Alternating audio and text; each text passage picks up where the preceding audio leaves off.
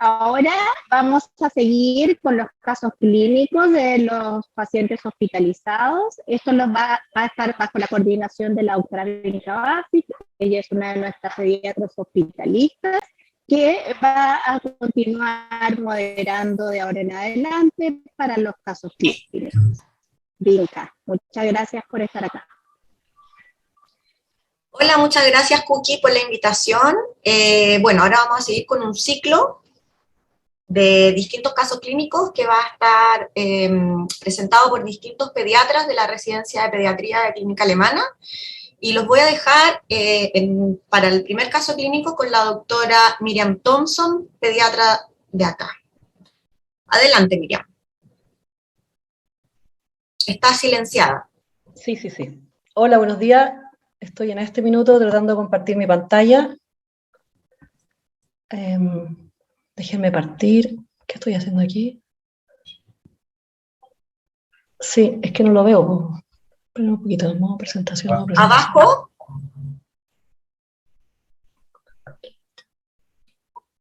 Gracias. No, este no era. ¿Ese? Ahí sí, ya. Buenos días, yo soy la doctora Miriam Thompson, como me presentó la doctora Basic, residente pediátrica de la Clínica Alemana, y les voy a presentar un caso que requirió mucho seguimiento para llegar al diagnóstico final. Se presenta el caso de una escolar de sexo femenino de 11 años de edad, un mes, previamente sana, hospitalizada previamente en enero del año 2017 por una gastroenteritis por norovirus, con todas sus vacunas al día, y en que los antecedentes familiares solo destacaba que tenía una hipercolesterolemia familiar y una hermana que había presentado un cáncer ovárico en la adolescencia tardía. Su primera consulta es el 10 de enero del 2020, consulta por cefalea persistente retroocular de 12 horas de evolución asociada a vómitos reiterativos. Solo está el antecedente de exposición al sol y el uso de piscina. No presentaba fiebre, no tenía ningún otro síntoma digestivo ni respiratorio, y el examen físico estaba normal, solo presentaba ruidos hidroaéreos un poquito aumentados. El diagnóstico inicial del servicio de urgencia fue una cefalea leve, observación sinusitis. Se le realiza una radiografía de senos basales que está normal. Se hidrata, se le da analgesia y isofrán endovenoso, y finalmente, como cesan los síntomas, se da de alta a domicilio.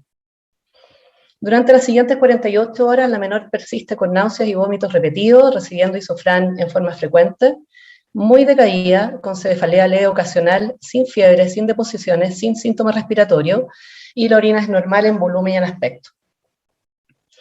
La segunda consulta es 48 horas después de la primera. Los síntomas persisten y los papás están por irse de vacaciones al sur.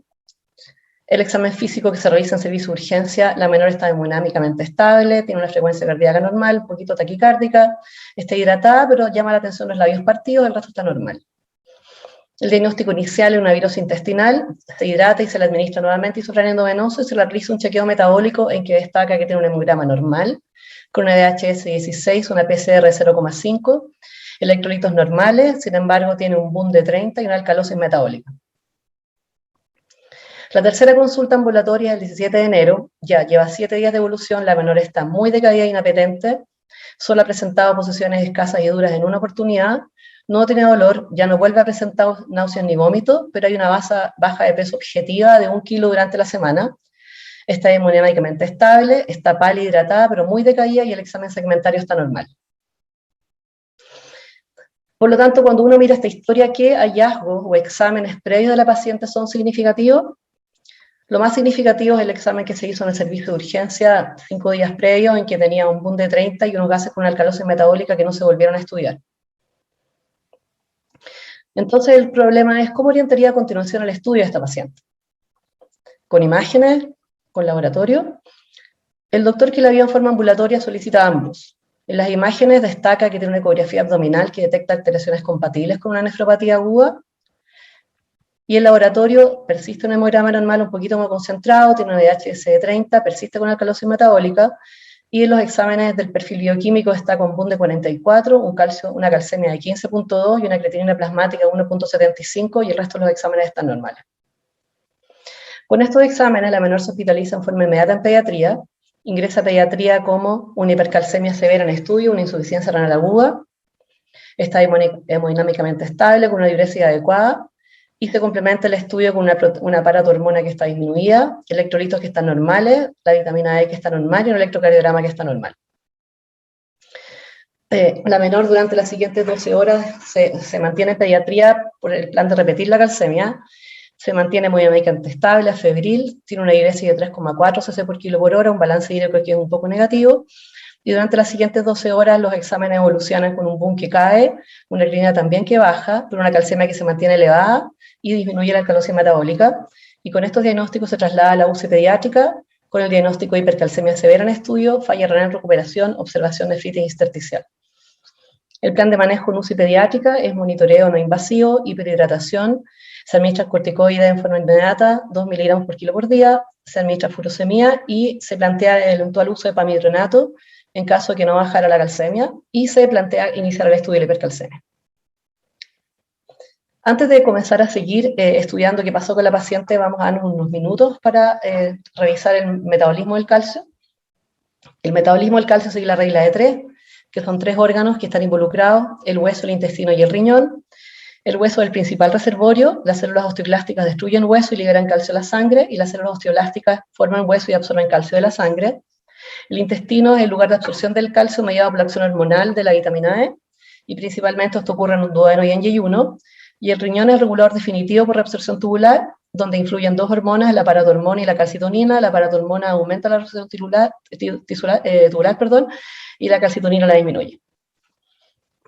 La paratormona está producida en la glándula paratiroidea, aumenta o disminuye según los niveles de calcemia, aumenta la liberación de calcio desde el hueso y aumenta la reabsorción del calcio en el riñón. O sea, finalmente aumenta el calcio sanguíneo. La calcitonina es la antagonista, su acción es disminuir el calcio sanguíneo, es secretada por la glándula tiroides, promueve la calcificación aumentando la actividad de los osteoblastos y disminuye la reabsorción de calcio e incrementa la excreción de calcio en orina. Y la vitamina D es reconocida como una prohormona, aumenta el calcio en el cuerpo y modula el esqueleto, aumenta la absorción intestinal del calcio, disminuye la excreción renal del calcio y suprime la producción de PTH y regula la función osteoblástica y la reabsorción ósea. Antes de continuar contándoles cómo sigue la paciente, hay un péptido que es bueno conocer, que es la proteína, el PTHRP, que es la proteína relacionada con la hormona paratiroidea, que va a tener importancia en el estudio de esta paciente. Se descubrió en 1987, es un péptido que está relacionado con la familia del PTH, comparte el mismo terminal, por lo que se puede unir al mismo receptor que PTH, puede simular la mayoría de las acciones de PTH, por lo tanto aumenta la reabsorción ósea y la reabsorción de calcio a nivel renal, así que aumenta el calcio a nivel sanguíneo, pero no posee el feedback negativo del PTH, y es producida por varios tipos de neoplasia, siendo el principal responsable de hipercalcemia en tumores malignos, como un fenómeno paraneoplásico, y en general no estimula la producción de vitamina D y no aumenta la absorción intestinal de calcio. Por lo tanto, la hipercalcemia siempre va a ser secundaria, y esto es lo que hay que recordar, a la liberación de calcio desde los huesos, al aumento de la absorción intestinal y a la disminución de la excreción renal. ¿Cuáles son los síntomas de la hipercalcemia? Este neurograma es bastante entretenido, que es Bones, Tones, Groans and Psychic Moans. En el fondo, el sistema nervioso central va a producir cefalea, depresión, estupor, letargia, ataxia, psicosis y coma. A nivel muscular va a producir debilidad, cansancio, miopatía proximal e hipertonía. Cardiovascular puede producir hipertensión, bradicardia o cortamiento del QT. A nivel renal puede producir cálculos renales, insuficiencia renal, poliuria y nefrocalcinosis. Y a nivel gastrointestinal produce náuseas, vómitos, constipación, anorexia, que, si se fijan, las principales manifestaciones de esta paciente fueron a niveles gastrointestinales y neuromusculares. Este es un hormograma muy bueno, que es la aproximación diagnóstica de la hipercalcemia, que si se fijan, la menor tenía un calcio sérico elevado, por lo tanto este se repitió siguiendo el hormograma, se confirmó que tenía hipercalcemia, se midió la PTH que estaba intacta, que estaba normal, por lo tanto se midió el PTRH, que vamos a ver después que va a estar normal, y se midió la vitamina D, que también estaba normal, y nosotros no podíamos medir 1,25, así que medimos 25, que estaba normal, y seguimos de ahí el estudio.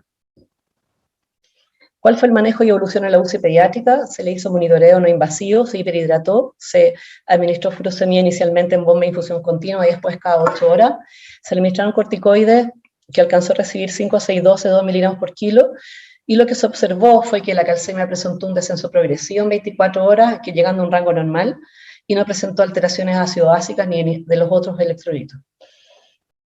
El alta médica fue el 23 de enero, 5 días después del ingreso.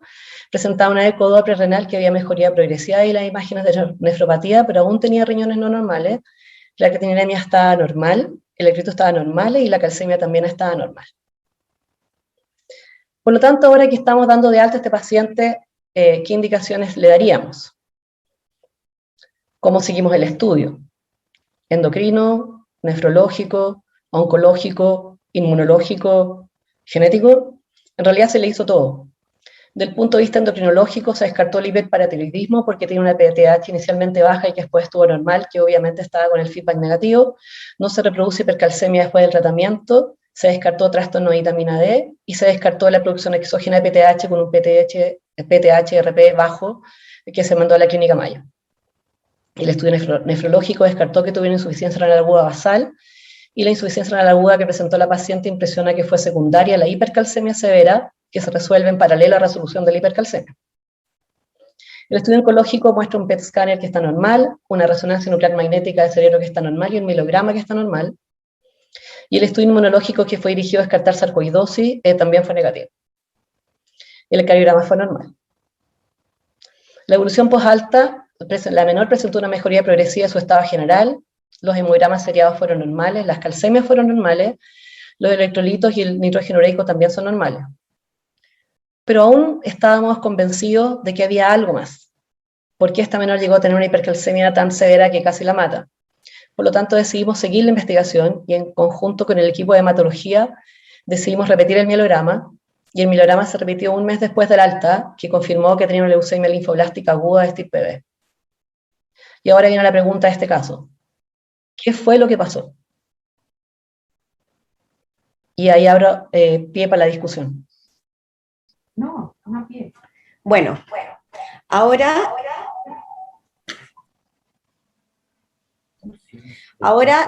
lo que les quiero pedir es que las personas que tengan preguntas o alguna duda, en realidad, hay un chat en donde ustedes pueden enviar estas preguntas y nosotros en la medida que vayan llegando, nosotros las podemos ir respondiendo, ¿ya? Si quieren, podemos pasar al segundo caso, que va a estar liderado por la doctora Carolina Mercado, pediatra de residencia de pediatría también de Clínica Alemana, y mientras ella presenta su caso, ustedes pueden seguir enviando las preguntas y al final de todos los casos vamos a contestarlas, ¿ya? Entonces ahora, Carolina Mercado, puedes conectarte.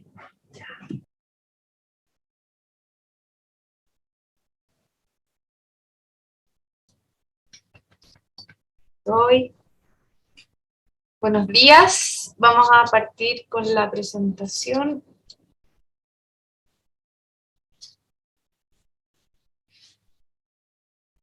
Acá. Ya. ¿Se ve bien? ¿Sí? Ya. Entonces, vamos a empezar con este segundo caso clínico. Se trata de un paciente masculino de 15 años que tiene como antecedente una parálisis cerebral severa, tetraparesia espástica grado 5, o sea, un paciente postrado, con mucha espasticidad, secundario a infartos cerebrales intrauterinos, una discapacidad intelectual severa, una epilepsia refractaria que estaba en tratamiento con múltiples fármacos, una cifoescoliosis severa. A pesar de esto, de todas sus patologías de base, es un paciente muy bien cuidado por su madre, estaba en una buena relación peso para su talla y que ocupaba muchos fármacos. Aquí tenemos un ejemplo de polifarmacia, ocupaba ácido valproico, levetiracetam, fenobarbital, clobazam, polietilenglicol, levotiroxina y usaba midazolam SOS en caso de estas convulsiones de difícil manejo. Este paciente vive con su madre, 100% dependiente de ella, hasta esta hospitalización el paciente comía por boca sin problemas aparentes y tenía sus terapias en la casa hasta antes de la pandemia. Después de la pandemia había quedado sin terapias, por lo tanto la familia había notado un retroceso en su estado basal y se hospitalizaba en general este paciente una vez al año más o menos por cuadros respiratorios que eran aparentemente virales y solo tenía el antecedente de una neumonía aspirativa a los 3 años, luego nada más. En marzo del 2021 es hospitalizado por un estatus convulsivo que fue imposible de manejar en forma ambulatoria En ese momento se descartaron patologías infecciosas que pudieran estar influyendo en esto, y tenía aparente relación a una disminución que se había hecho en forma ambulatoria de su fenobarbital. En ese momento, en marzo, se describieron ciertos problemas en la dilución, se intentó realizar un estudio que en realidad la madre rechazó en el momento, y secundario a las crisis convulsivas de difícil manejo, que era la causa de su hospitalización, se ajustaron los fármacos antiepilépticos y se agregó clonazepam, adicionado a su tratamiento de base, llegando hasta dosis de 10 miligramos cada 12 horas, con lo que efectivamente se pudo regular las crisis que él tenía. 48 horas previas al alta, el paciente inició con singulto, y este singulto al principio no era invalidante y cedía al dormir, así es que fue dado de alta ya estabilizado de su motivo de ingreso, que era el estatus convulsivo. Reingresó 3 días después acá a la residencia pediátrica por persistencia del singulto. Ya llevábamos 5 días de evolución de este hipo, que cada vez era más invalidante, y en las últimas 24 horas no lo dejaba comer con normalidad. Recordemos que él se alimentaba vía oral, y lo tenía muy cansado y de muy mal humor. Este hipo cedía en sueño profundo, y era el único momento en que él, después de un gran esfuerzo por quedarse dormido, lograba descansar un poco. Entonces, la primera pregunta que nos hacemos es: ¿qué es singulto? ¿Ya? ¿Y cómo se clasifica? Entonces, singulto es el hipo, y la definición de hipo o singulto es una contracción involuntaria y espasmódica de los músculos inspiratorios, asociado con un cierre retrasado y brusco de la glotis que causa un sonido peculiar que todos conocemos. Y se clasifican en 3. El hipoagudo, que es el que todos alguna vez le habíamos presentado, que dura menos de 48 horas. El hipopersistente, que dura más de 48 horas y hasta un mes. Y el hipointratable, que es el que se clasifica como el que dura más de un mes. Y el hipo responde o tiene su origen en este arco reflejo, que tiene una rama aferente del nervio frénico y el 10º par craneano y las cadenas simpáticas de T6 a T10. Tiene mediadores centrales, que son los centros cerebrales respiratorios y el hipotálamo, entre otros, y tiene una rama eferente, que son los nervios de la glotis y de los músculos intercostales, y el diafragma también. ¿Cuáles son las consecuencias de singulto persistente?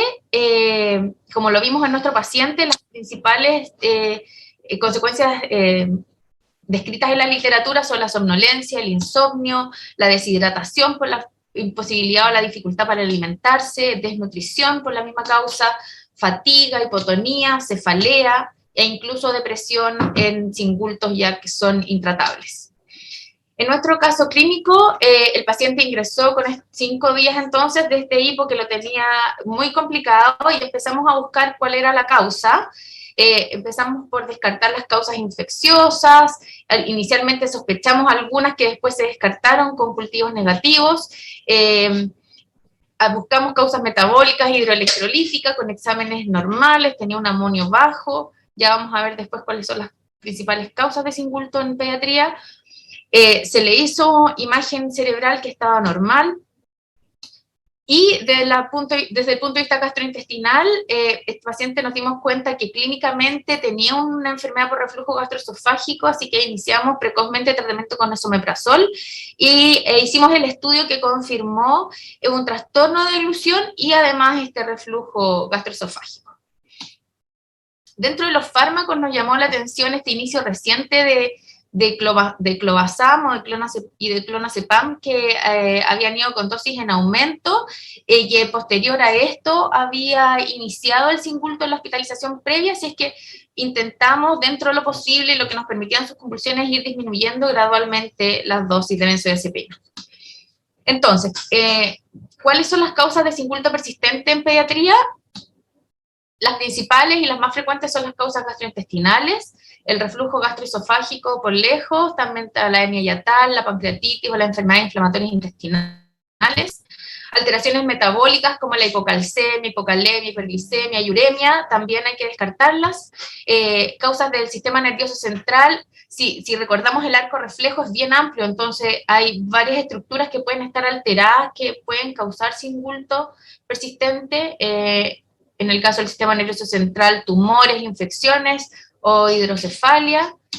Dentro de los fármacos, las quimioterapias, por eso también esto es un problema frecuente en pacientes con cáncer, corticoides y las benzodiazepinas están descritas también como causas farmacológicas de singulto persistente.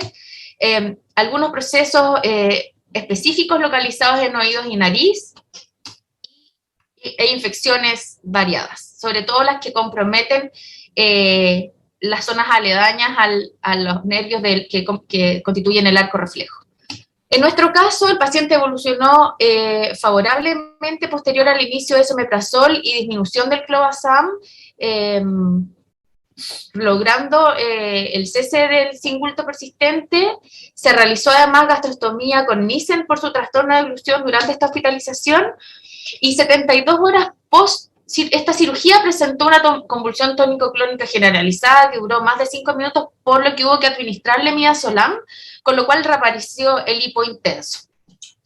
48 horas después se dio en forma espontánea sin nosotros tener que hacer ningún tipo de tratamiento adicional, y nuevamente 10 días después a la cirugía, un nuevo evento convulsivo, nuevamente tuvimos que administrar midazolam y nuevamente reaparece el singulto. Entonces aquí ya habíamos identificado claramente dos causas de singulto persistente, que era la enfermedad por reflujo gastroesofágico que ya estábamos tratando y la administración de benzodiazepinas que claramente en él le reproducían el singulto.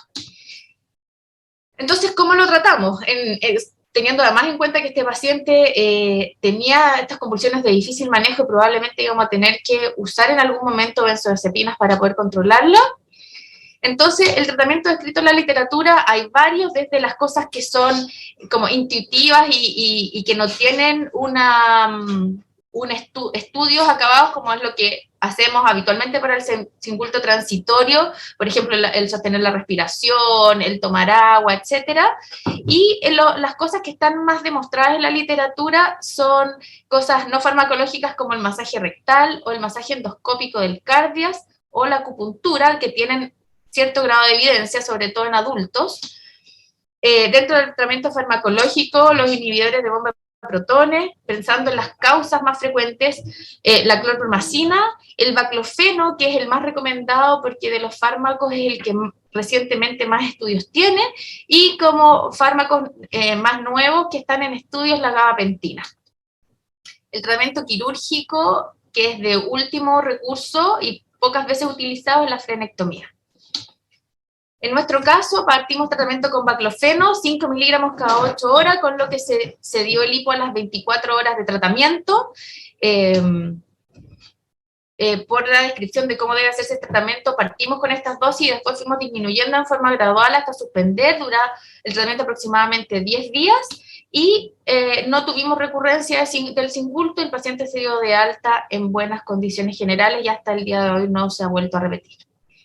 Entonces, ¿cuáles son los elementos a tener en cuenta para el tratamiento, o para en este caso? Es que singulto significa hipo en idioma médico, que hay pocos datos en pediatría sobre las causas, las consecuencias y los tratamientos, que tienen múltiples causas y varias de estas asociadas a pacientes con complejidad médica, por ejemplo, en nuestro caso, un paciente con parálisis cerebral o en pacientes con cáncer. El singulto puede llegar a ser invalidante cuando dura mucho tiempo y cuando compromete la alimentación y el sueño. Es importante conocer el manejo farmacológico en caso de singulto persistente. El fármaco de elección en general es el baclofeno y como novedad hay hartos estudios viendo cómo la gabapentina puede funcionar en el tratamiento de esta condición. Muchas gracias.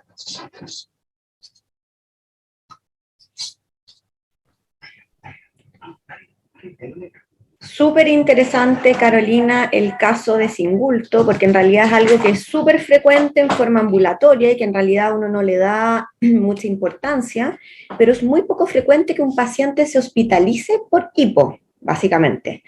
Entonces, en realidad, muchas veces, al hospitalizarlo, no sabemos muy bien qué hacer, porque en realidad es algo muy poco frecuente y los tratamientos que hay tampoco todos son 100% efectivos y habitualmente, como tú decías, esto ocurre en pacientes que tienen enfermedades crónicas múltiples. Entonces, además, nuestros tratamientos que podrían ser utilizados para el manejo del singulto interfieren con los tratamientos de base de los pacientes crónicos. Ahora, en este caso, que yo conocí este caso en la residencia de pediatría, efectivamente nosotros logramos suspender o eliminar el hipo con el baclofeno, pero el baclofeno como reacción adversa produce como una hipersecreción de saliva. Entonces, en este paciente en específico, que tiene una parálisis cerebral y que ya tenía un, comillas, problema del manejo de las secreciones, nos fue aún más difícil de tratar. No sé si alguien tiene algún otro comentario o alguna otra pregunta. Caro, tú.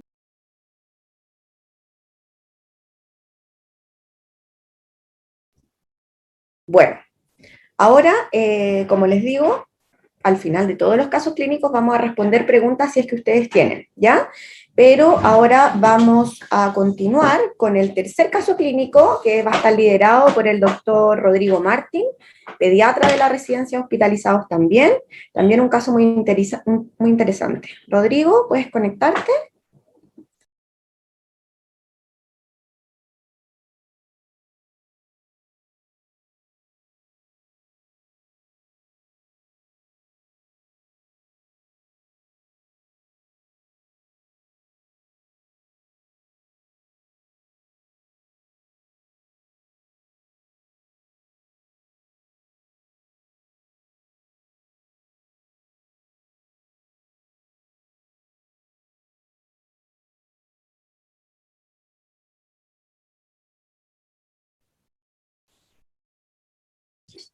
Hola, muy buenos días a todos. Gracias, Vinca, por tu presentación. Bueno, vamos a hablar de este tercer caso clínico hoy día, que básicamente es un trabajo de diagnóstico diferencial, ¿ya?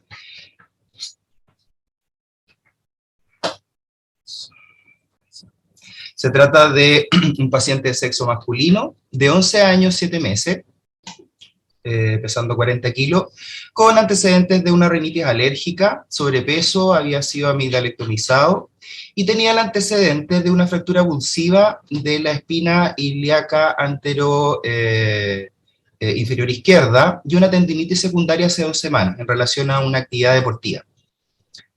No usa ningún medicamento ni tampoco tenía ninguna alergia, un calendario de vacunas al día, no usuario de fármacos y estaba cursando séptimo básico. Y el motivo de consulta fue fiebre, ¿ya? La historia es que este paciente, el 17, posterior a una actividad física, partió con dolor en el flanco y la cadera izquierda. Lo vio el traumatólogo y se le indicó analgesia y manejo ambulatorio.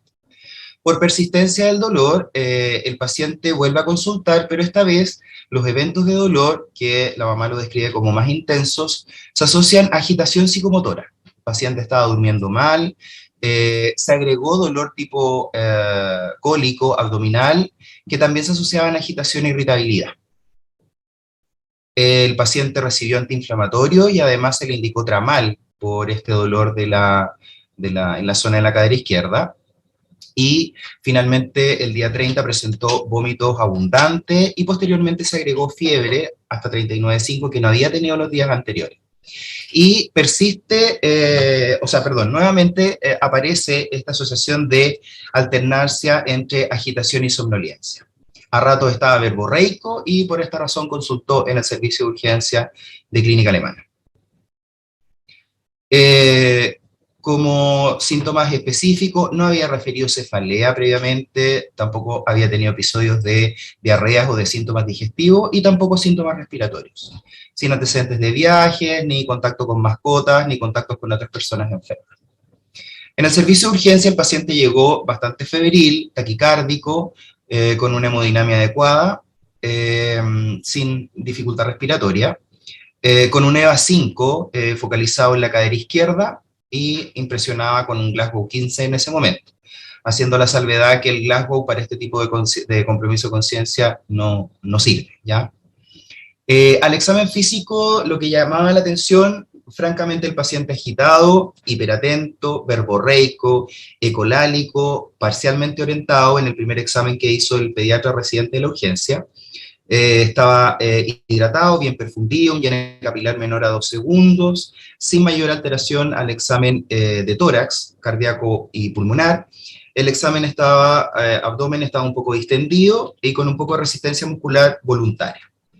En las extremidades inferiores llamaban la atención dolor a la movilización de la cadera izquierda, y en el examen neurológico las pupilas estaban isocóricas reactivas, el paciente bastante poco cooperador,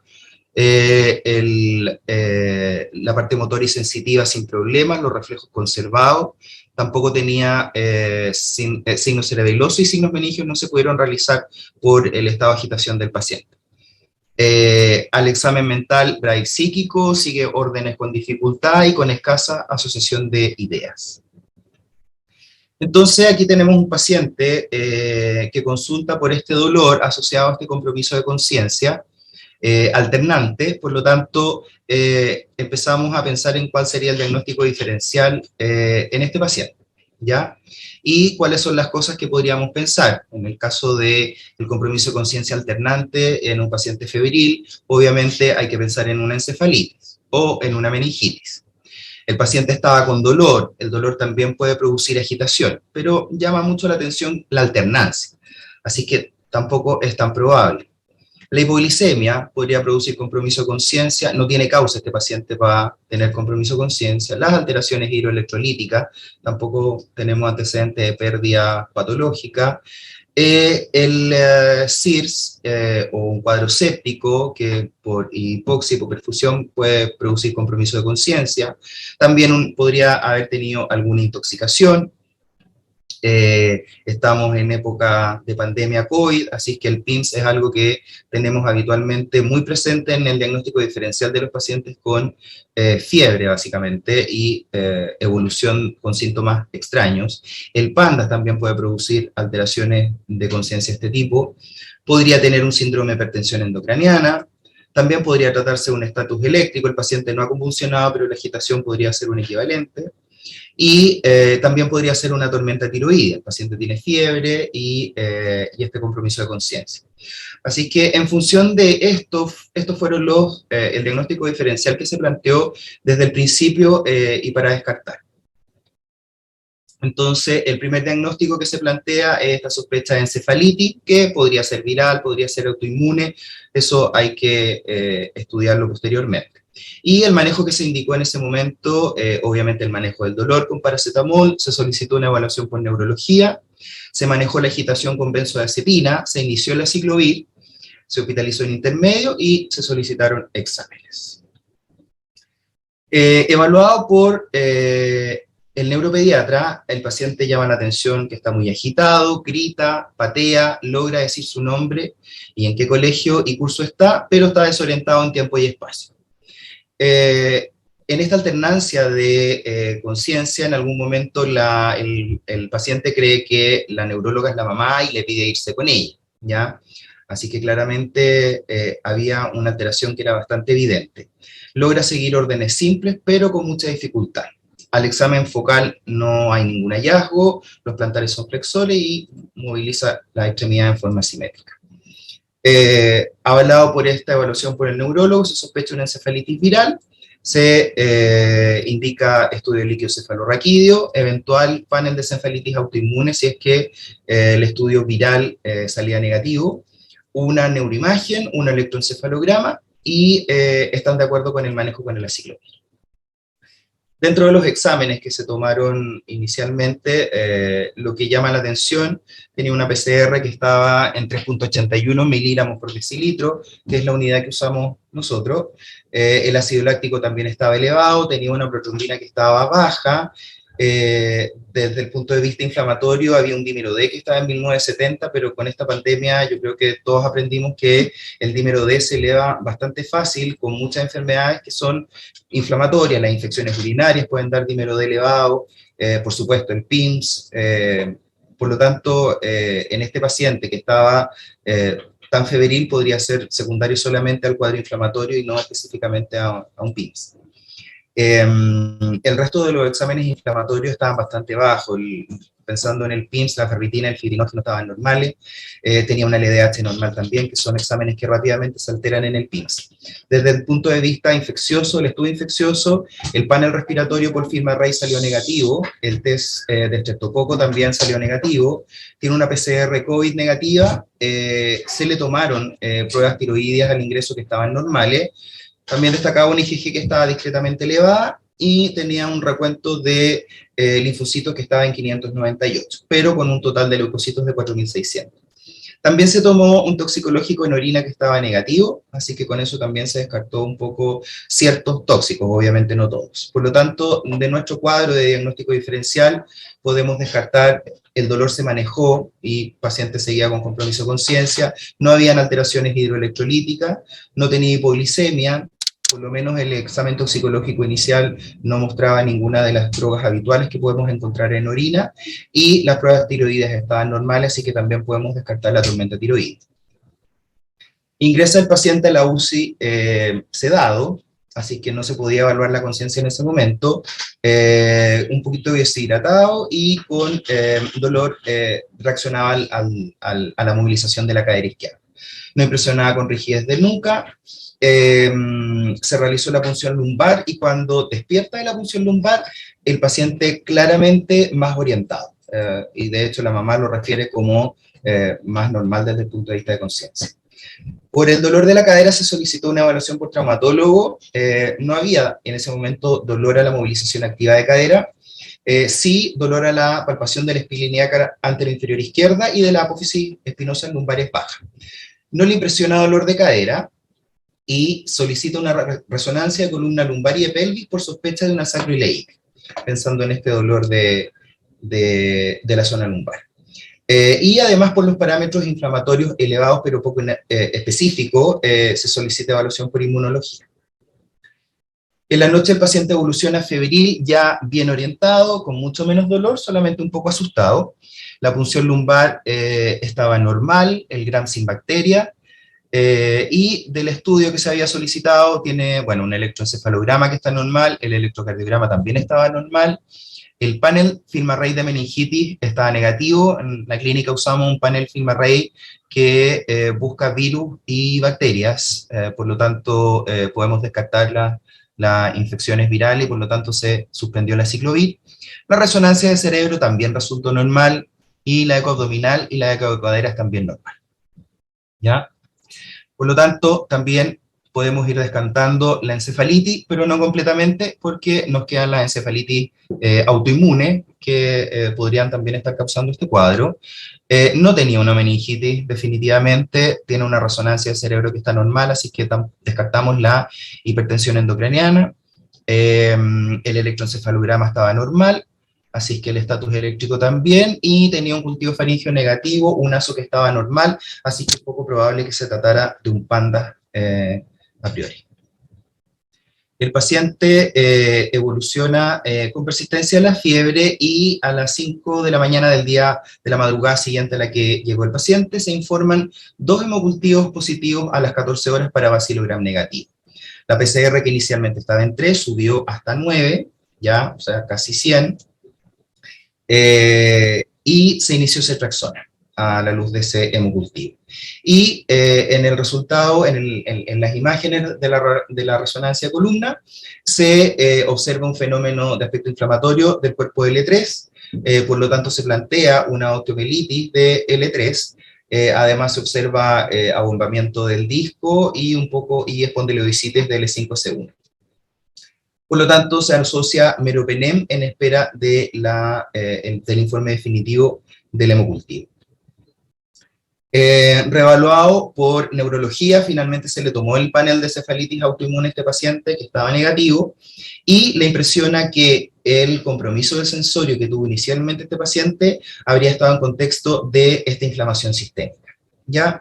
Recordar que el paciente no tenía alteración en el IgN capilar, los signos vitales estaban adecuados, pero habían algunos exámenes que estaban alterados y que podrían hacernos pensar que el CIRS, en un CIRS que tuvo este paciente, básicamente una protrombina que estaba baja.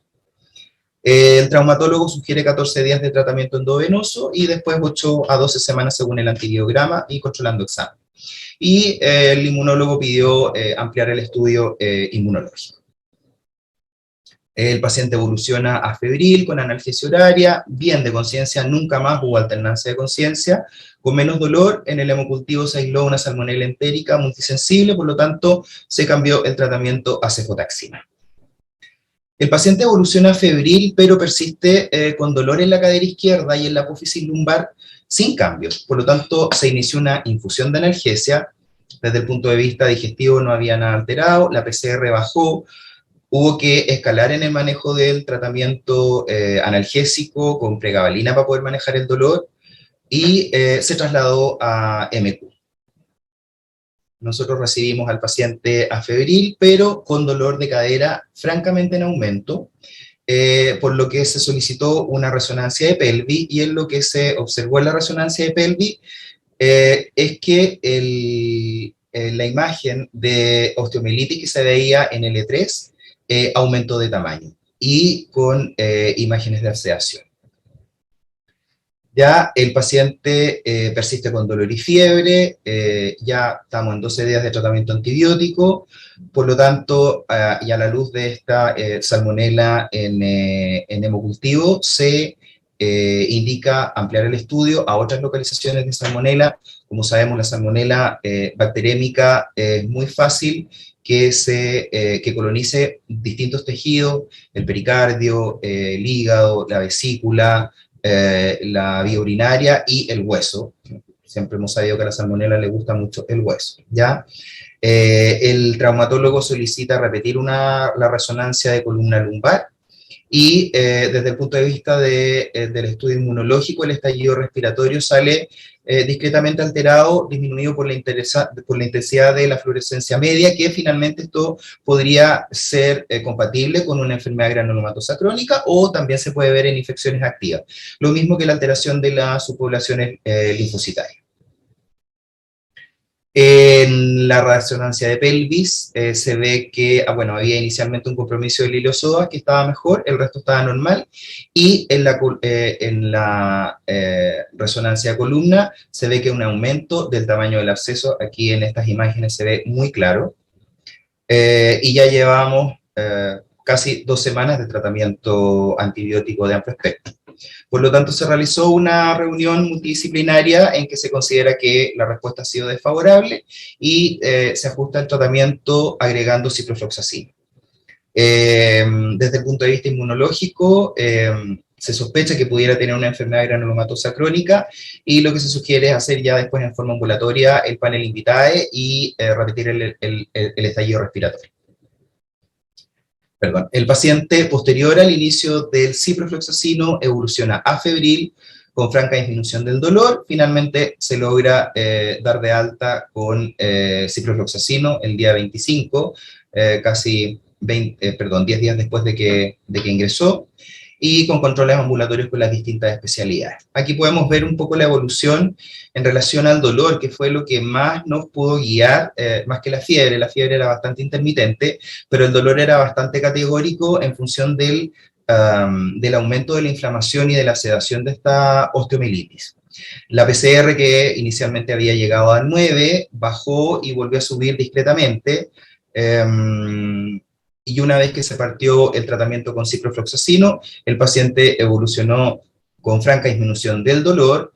Aquí tuvo un día un pic febril que se consideró que podría haber hecho una descarga séptica, pero los hemocultivos salieron negativos, y posterior a esto se mantuvo a febril hasta completar el tratamiento. Eso era lo que les quería contar en relación a este caso. Fue un caso que fue de bastante difícil manejo, básicamente por la respuesta al tratamiento antibiótico. Como decía inicialmente, la salmonela le gusta mucho el hueso y claramente en este paciente nos demostró que puede ser de bastante difícil manejo. Y desde el punto de vista del inicio del caso, que era el objetivo un poco más importante, para recordar acá la importancia del examen mental en la evaluación neurológica. Muchas veces uno se queda con el examen sensitivo, motor, los reflejos y la conciencia, pero el examen mental en este paciente estaba bastante alterado. Quizás a veces uno, sobre todo en la urgencia, puede ser un poco más difícil hacer un examen mental completo, pero ya en un paciente que lo tenemos hospitalizado podemos evaluarlo un poco mejor. En el contexto infeccioso, ya sea shock o síndrome inflamatorio sistémico, la alteración de conciencia se puede presentar como irritabilidad, como somnolencia o desconexión del medio. Habitualmente, mientras más grandes son los pacientes, por lo menos en el ambiente pediátrico, es más fácil que el compromiso de conciencia o la alteración de conciencia esté dado más por la irritabilidad. En general, en los niños más chicos habitualmente es más somnolencia o desconexión del medio. En el diagnóstico diferencial del compromiso de conciencia, recordar que es súper amplio y la idea es poder acotar el estudio, obviamente según los recursos que estén disponibles acá en Clínica Alemana. Obviamente tenemos la facilidad de poder tener una gran cantidad de exámenes y de estudios a la mano y con resultados bastante rápidos, como pudieron ver en este caso. Lo más importante es descartar al inicio las patologías que sean más graves, que sean de riesgo vital y que requieran el manejo inmediato. Y también recordar que la bacteriemia por Salmonella enteritis, que es la que habitualmente predomina, amerita, cuando es bacteriemia, amerita el estudio y seguimiento por el amplio rango de focalización que tiene esta bacteria. Eso. Muchas gracias. No sé si hay alguna pregunta. Súper interesante, Rodrigo. Súper interesante el caso clínico. Ya hemos visto que comenzaron a llegar algunas preguntas de los casos anteriores, que vamos a responder al final de este, que va a ser el último caso que voy a presentar yo. Me voy a conectar e iniciamos.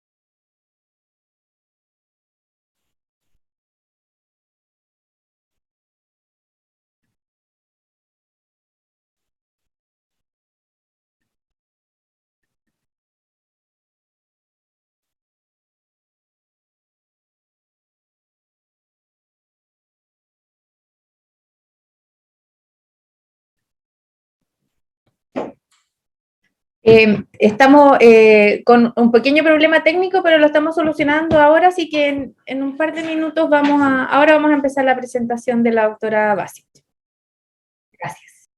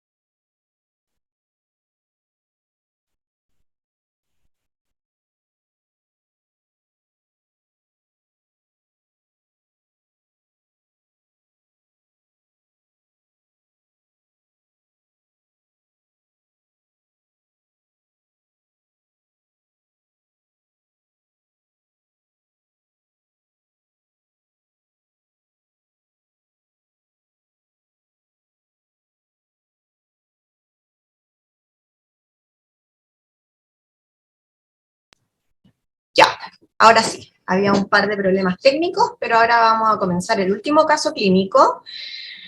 El caso comienza así.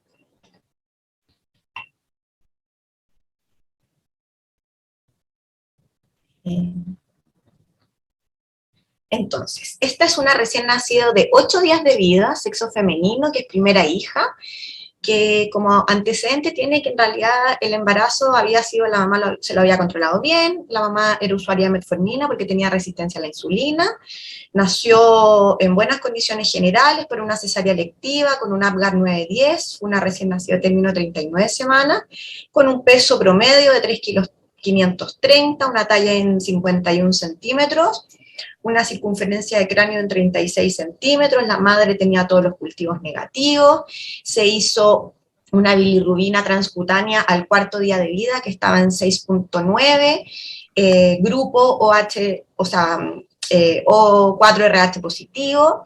Cuando llegó al servicio de urgencia, en realidad se le preguntó, la niña tenía los 8 días de vida, nunca había estado hospitalizada, no se había operado, no tenía alergia a medicamentos, no usaba ningún medicamento tampoco, había recibido sus vacunas al nacer, su BCG y la hepatitis B, y se fue a la casa al 4.º día de vida. ¿Ya? Al 4.º día de vida, que fue cuando la dieron de alta, ya había bajado un 10.7% del peso, o sea, ya estaba en 3 kilos 150, y en realidad, como cuando le preguntaron a la mamá previo al alta, la mamá dijo sí, que en realidad tenía poquita leche, que todavía no le bajaba la leche, que la niña en realidad un poquito dormilona, que costaba mucho despertarla en cada toma, y que más encima, además de que le costaba despertar, cuando estaba tomando pecho se quedaba dormida. Entonces, al alta, ¿qué se hizo? Se derivó a la clínica de lactancia. Ella acudió a esta clínica de lactancia, acuérdense que consultó al 8.º día de vida. Cuando fue a la clínica de lactancia, en realidad a la enfermera le dijo que durante los primeros 4 días de vida que había estado hospitalizada en la clínica, usó lactancia materna más fórmula, y que los 2 primeros días cuando había estado en su casa también hizo lo mismo, pero que ya llevaba 2 días solo de lactancia exclusiva.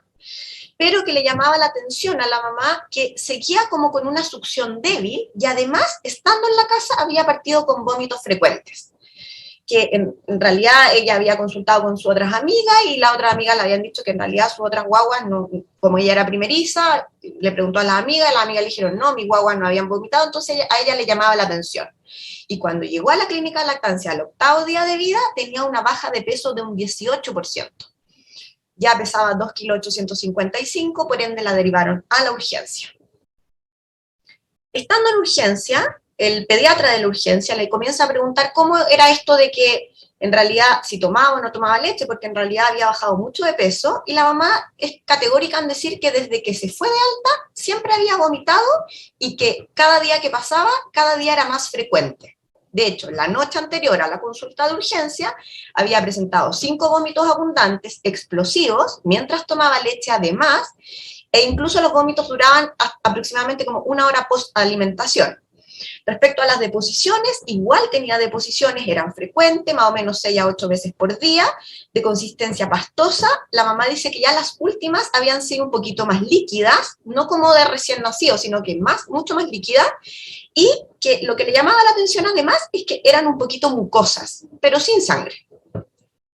Pero la guagua, ella la veía bien, sin irritabilidad, no impresionaba que estuviera mañosita, ni que tuviera dolor abdominal, así que lo que se hizo, la pediatra la examinó, aquí está el control de los signos vitales, tenía 37 temperatura, con una cardíaca en 151, una respiratoria en 48, saturada 100%, al examen físico, en realidad todo perfecto, y lo único que llamaba la atención es que tenía ictericia facial y además en tórax superior. Tenía una bili al cuarto día que era bajita, entonces en realidad llamó la atención que tuviera esta ictericia facial y de tórax superior, que se veía mucho más intensa que al irse a la casa, y todo el resto del examen físico estaba normal. Le pidieron exámenes de laboratorio en el servicio de urgencia, que de entrada la enfermera nos dijo que había sido súper difícil de puncionar, tenía un hemograma en que destacaba en realidad 13.200 blancos, no tenía desviación izquierda, un hematocrito en 58.7%, plaquetas normales, una VHS en 2,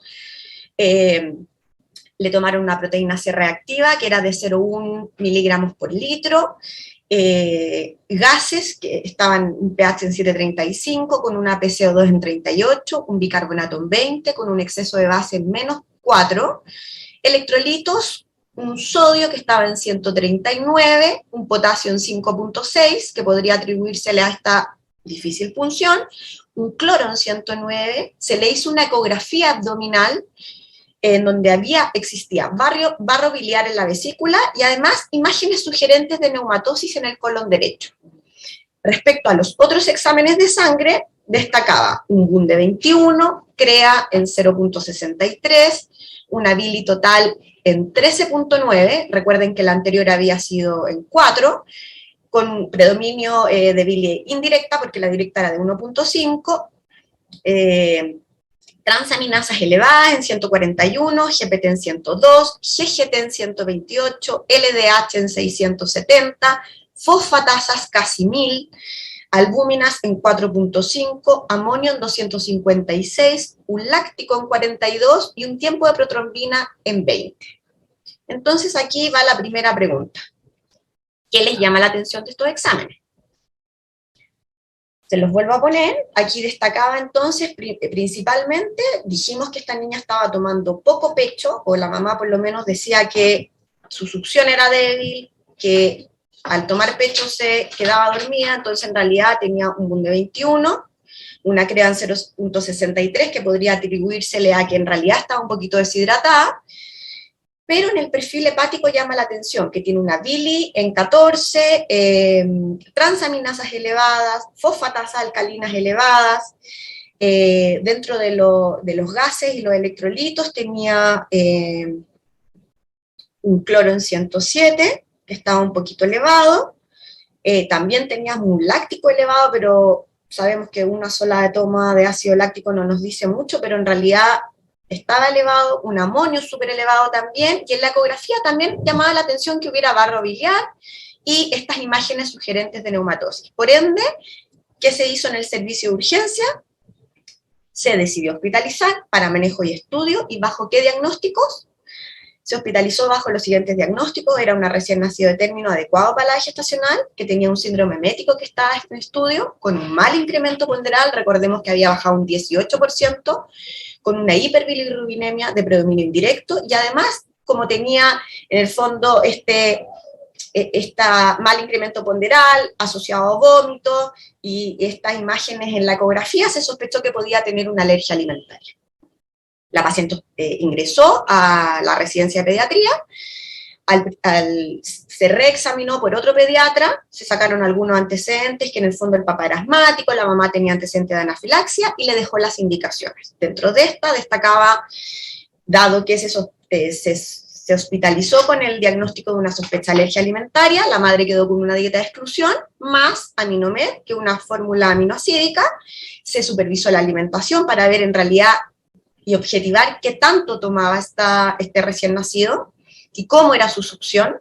Se le pidieron otros exámenes, dado que tenía un síndrome emético, se solicitó una radiografía abdomen, pensando que a lo mejor podría estar obstruida, tener algún grado de obstrucción intestinal, que era raro porque en realidad la mamá decía que tenía 6 a 8 veces de deposiciones al día. Se completó el estudio infeccioso, se solicitó una orina completa más un urocultivo, y se repitieron estas pruebas hepáticas que en realidad estaban alteradas, junto con el tiempo de protrombina, se indicó la vitamina K, 3 dosis, así que se le pasó al tiro una primera dosis, y se hizo una interconsulta a la gastroenteróloga. El primer día de hospitalización, súper bien, en realidad dijimos que la alimentación había sido supervisada, pero el primer día ya subió 60 gramos, desde el fondo estando hospitalizada. Se objetivaron realmente que las deposiciones sí eran mucosas, y que efectivamente la guagua seguía vomitando. Entonces, en realidad, en la residencia se pensó que este cuadro podría estar parcialmente explicado por la alergia alimentaria, pero ¿por qué esta alergia podría darnos un tiempo de protrombina alterado y un amonio tan elevado? de unas pruebas hepáticas tan elevadas, porque podría explicarse por algún grado de deshidratación, pero en realidad era mucho la elevación. Entonces, la evaluó el gastroenterólogo y en realidad sugirió que si los exámenes iban en descenso espontáneo, no se requería ampliar estudio, pero que si seguía alterado estas pruebas, en realidad teníamos que ampliar el estudio infectológico y descartar que tuviera un citomegalovirus, y además que fuese evaluado por la neuróloga especialista en enfermedades metabólicas, porque era raro el tiempo de protrombina bajo con el láctico y el amonio tan alto. Que se controlara una eco abdominal, porque recordemos que tenía un barrio biliar, y además de eso tenía imágenes de neumatosis, y si persistía el barrio biliar podríamos partir con ácido ursodeoxicólico. Y había que rescatar el examen que se hace como un screening neonatal que se ofrece en clínica alemana, que se llama IBX, que en el fondo es un tamizaje de enfermedades de errores metabólicos. Entonces, se controlaron las pruebas, se repitieron las pruebas que se habían hecho en la urgencia, y destacaba que la bilis seguía alta en 12, que seguía de predominio de bilis indirecta, las transaminasas en realidad estaban un poquito en descenso, pero igual seguían elevadas, GGT seguía alta, LDH seguía alta, las fosfatasas habían descendido, pero igual seguían muy altas, el amonio seguía exactamente igual, al ingreso en 2,56, luego en 2,51, un láctico que seguía elevado, y el tiempo de protrombina, a pesar de que recién ya se le había pasado una dosis de vitamina K, también seguía en 20. El examen del ingreso de la orina que se le había pedido para descartar infección urinaria estaba normal, y además la radiografía de abdomen simple también estaba normal, entonces como que no concordaba con estas imágenes de neumatosis que se había visto en las ecografías, y además se descartaba una obstrucción que pudiera estar dando la causa de estos vómitos. Al segundo día de hospitalización se volvieron a repetir los exámenes, y como ustedes pueden ver, todos seguían exactamente iguales, o sea, una bilis en 13, transaminasas elevadas, fosfatasas elevadas, de 900 seguían en 860 igual, el amonio una discreta disminución en 126, no se controló láctico en esa vez, y el tiempo de protrombina persistentemente en 25. ¿Qué pasó? Nos avisan que se encuentra el resultado del IBX, que es este examen de screening de enfermedades metabólicas disponible, y ese examen nos reporta que es sugerente de galactosemia. ¿Qué pasó ahí? Rápidamente se suspendió la lactancia materna que estábamos dándole con la dieta de exclusión, se evaluó por un oftalmólogo, porque sabemos que en la galactosemia, como vamos a ver más adelante, podría tener compromiso a nivel de cristalino, y efectivamente el oftalmólogo evaluó al paciente y tenía cataratas bilaterales compatibles con galactosemia. Se evaluó por la nefróloga también, en donde habían compromiso de función tubular renal. Recordemos que tenía un Gunen 21 con una CREAN 0,6, que probablemente impresionaban como que tenía un leve compromiso prerrenal que se estaba recuperando, y en el examen de orina tenía proteínas urinarias de 30 miligramos por decilitro, no tenía glucosuria, que podría estar presente en la galactosemia. Al tercer día de hospitalización evolucionó bien, seguíamos bien tolerando el Aminomed. ¿Por qué? Porque no tiene ni lactosa ni galactosa, que es lo que vamos a ver más adelante.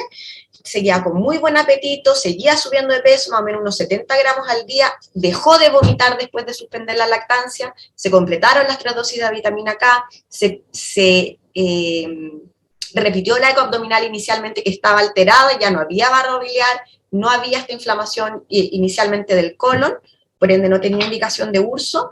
Se evaluó por la neuróloga, que habíamos pedido la evaluación por ella, el ingreso por este amonio persistentemente elevado. La neuróloga sugirió repetir este IBX, y además solicitó una prueba que es la galactosa 1-fosfato uridil transferasa, que se valinta, que vamos a ver que es la enzima que está alterada o parcialmente alterada en la galactosemia clásica. Se pidió un estudio genético de un panel invitae, se repitieron algunos exámenes, y además a la madre se le derivó con una nutricionista especialista en enfermedades metabólicas. Al cuarto día, que ya habíamos suspendido la lactancia, vemos grandes cambios en los exámenes, teníamos una bili total que había bajado en 8, las transaminasas seguían elevadas, pero en mucho menos grado, la GGT había bajado desde el ingreso que estaba en 130 a 50, las fosfatasas que estaban al ingreso en 900 a 500, el amonio iba en descenso de 260 casi a 129, y habíamos recuperado el tiempo de protrombina que estaba persistentemente en 20, 25%, ya a 75%. Quinto día, la niña es dada de alta, y en muy buenas condiciones generales. Por ende, ¿qué es lo que yo les quiero comentar ahora? La galactosemia, en el fondo, es un error innato hereditario del metabolismo de la galactosa. Es una enfermedad autosómica recesiva, en donde hay una incapacidad de metabolizar la galactosa en glucosa. Hay 4 tipos dependiendo de la enzima afectada. La forma clásica es la más severa de presentación, es la deficiencia de la galactosa de fosfato uridiltransferasa, que se abrevia como GALT, y la incidencia anual es muy bajita. Aquí podemos ver un esquema en donde están acá las 4 enzimas que están alteradas en este metabolismo. Tenemos la GALT, que es la que produce la galactosemia clásica o galactosemia tipo 1.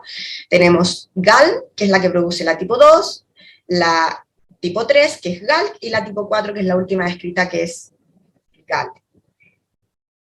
La galactosa está... ¿Por qué es tan importante? Porque en realidad está involucrada en muchos procesos a nivel corporal, estimula la microbiota intestinal, participa en la formación de mucina, que tiene un efecto protector a nivel inmunológico, y tiene otros efectos a nivel como del proceso reproductivo, a nivel óseo, etc. Dentro de las manifestaciones clínicas podemos ver que esta niña ya tenía casi todo, o sea, dentro de las manifestaciones clínicas tenía un daño hepatocelular que se produce más o menos en el 90% de los casos, 74% presentan ictericia, 40% hepatomegalia, un 10% puede tener alteración de las pruebas de la función hepática, 9% alteración de los tiempos de coagulación. Esta niña tenía todo eso. También tenía intolerancia a la alimentación, 47% tiene vómitos, 23% tiene pobre succión y un 12% diarrea. Esta niña tenía absolutamente todo esto. Existe una falla en el crecimiento en un 30%, que ella también tenía un mal incremento inicial. La mamá decía que tenía succión débil y además como que era, no somnolienta, pero que le costaba despertarla mientras tomaba pecho. No sé si le podríamos atribuir esta letargia en este caso. Y bueno, hay un 1% que debutan con convulsiones y un 10% que tienen sepsis. Importante el diagnóstico, uno tiene que tener siempre la sospecha clínica asociada a estas alteraciones bioquímicas generales, pero el diagnóstico de certeza, lo que tenemos que saber es que se hace mediante la demostración del déficit enzimático, ¿ya? Dentro de los diagnósticos diferenciales hay muchos. En el fondo tenemos que acordarse de los otros errores innatos del metabolismo, así como también de los otros causas que nos pueden dar un síndrome emético.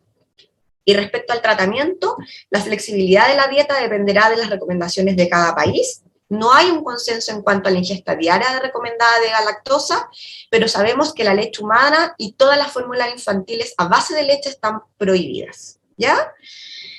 Cosas importantes, hay que suplementarlos con calcio, vitamina D, hacerles pruebas de audición, controlar la densidad mineral ósea, tener controles oftalmológicos, que esta niña después del tratamiento se recontroló, desaparecieron las cataratas, y también controles ginecológicos porque pueden tener insuficiencia ovárica en el caso de la mujer. El pronóstico va a estar determinado por la cantidad y la duración de la exposición a la galactosa, y eso va a determinar la extensión del daño. Y importante que la dieta revierte o disminuye la evolución de algunas complicaciones, como las cataratas, pero no así de la necrosis hepatocelular y el daño neurológico.